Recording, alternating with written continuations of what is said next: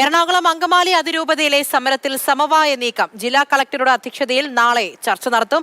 Syro Malabar സഭ major arch bishop Raphael Thattil, അദ്ദേഹത്തിന്റെ ഒരു പ്രതിനിധി, സമരസമിതി അംഗങ്ങൾ, വൈദിക സമിതി അംഗങ്ങൾ എന്നിവരും ചർച്ചയിൽ പങ്കെടുക്കും. അതേസമയം പ്രതിഷേധം സംഘടിപ്പിച്ച 21 വൈദികർക്കെതിരെ പോലീസ് FIR രജിസ്റ്റർ ചെയ്തു.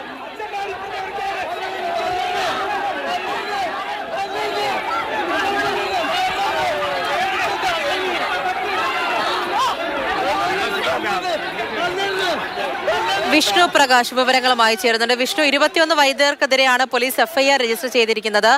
എന്നൊരു സമവായ നീക്കം ഉണ്ടാകാൻ പോകുന്നുണ്ട്. പക്ഷേ വൈകുന്നേരമായിട്ടും വലിയ പ്രതിഷേധം ഉണ്ടായിരുന്നു അവിടെ. നിലവിൽ എന്താണ് സാഹചര്യം? പൂജ, വൈകിട്ടുമായിട്ടും സമവായത്തിൽ എത്താൻ സാധിച്ചിട്ടില്ല എന്നുള്ളതാണ് ഏറ്റവും പുതിയ വിവരം. അതായത് രാവിലെ പ്രതിഷേധം റോഡിന് വെളിയിലായിരുന്നെങ്കിൽ ഇപ്പോൾ ആ പ്രതിഷേധം ബിഷപ്പ് ഹൗസിലോട്ട് എത്തുന്ന ഒരു സ്ഥിതിയിലാണ് ഇപ്പോൾ ഉള്ളത്. ഇപ്പോൾ നേരത്തെ ഉണ്ടായ പ്രതിഷേധത്തിൽ 21ഓളം വരുന്ന വൈദികർക്ക് കേസെടുത്തിട്ടുണ്ട്. സംഘം ചേരുന്നതിനും അപായപ്പെടുത്താൻ ശ്രമിച്ചതിനും അതുപോലെ തന്നെ തടഞ്ഞു വെച്ചത് അടക്കമുള്ള വകുപ്പുകൾ ഉൾപ്പെടുത്തിയാണ് ഇപ്പോൾ കേസെടുത്തിരിക്കുന്നത്.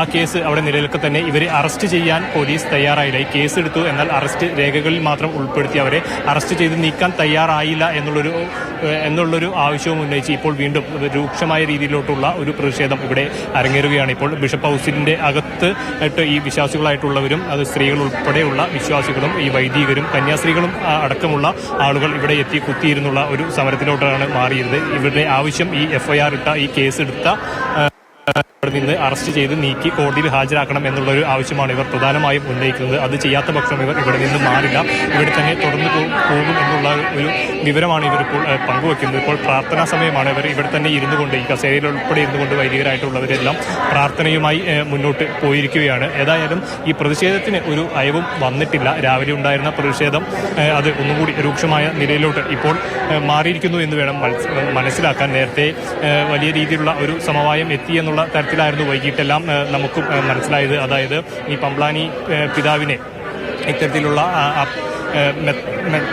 ഒരു പുതിയ സ്ഥാനത്തോട്ട് കൊണ്ടുവന്നതിന് പിന്നാലെ ഒരു സമവായം പ്രതീക്ഷിച്ചിരുന്നു ഈ വിശ്വാസികളായിട്ടുള്ളവർ. നേരത്തെ പമ്പ്ലാനി പിതാവ് ഇത്തരത്തിൽ ഇവർക്കിടെ ഈ ഒരു ജനാഭിമുഖ കുർബാന നടത്തണമെന്നുള്ളൊരു ആവശ്യത്തിനോട് ഈ തർക്കത്തിലൊരു സമവായത്തിന് ശ്രമിച്ച വ്യക്തിയായിരുന്നു.